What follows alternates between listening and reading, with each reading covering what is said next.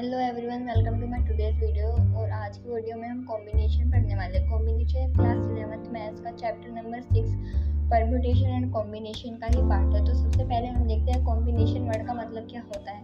Combination word को हम आसान भाषा में सिलेक्शन कह सकते हैं कि हम किसी भी चीज़ को कैसे सेलेक्ट कर सकते हैं, उसे ही कॉम्बिनेशन कहा जाता है। जैसे कि हम एग्जांपल लेते हैं कि हमारे पास 3 कंपनी की आइसक्रीम है। आइसक्रीम हम सभी को बहुत ही यम्मी लगती है।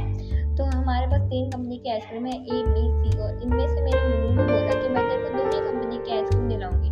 तो मेरे को सिलेक्ट करना है कि मैं इन तीनों में से कौन सी 2 कंपनीज की आइसक्रीम लूँ। तो मेरे पास कंपनी ए बी एंड सी, इन दोनों में से मेरे को 2 कंपनी सेलेक्ट करनी है। 2 कंपनीज का कॉम्बो बनाना है।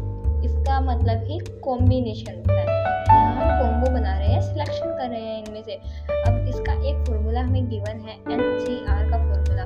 ये फॉर्मूला बहुत ही ज़्यादा इम्पोर्टेंट है, तो ये आपको बिल्कुल अच्छे से समझना है जिससे आपको याद हो जाए। आप क्वेश्चन करेंगे तो आपको अपने आप याद हो जाएगा। NCR means n factorial upon में r फैक्टोरियल ब्रैकेट में n माइनस r फैक्टोरियल। इधर अब आप सोच लोगे n का क्या मतलब होता है। n का मतलब होता है टोटल आइटम्स। टोटल हमारे पास कितने आइटम्स, जैसे कि इस एग्जांपल में हमारे पास ABC 3 कंपनीज है, तो ये आ गया हमारा टोटल आइटम्स, यानी कि n की वैल्यू है 3।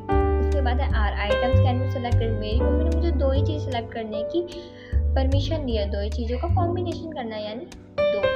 इन तीन में से हम 2 को कैसे सेलेक्ट कर सकते हैं, उसे ही कॉम्बिनेशन कहेंगे।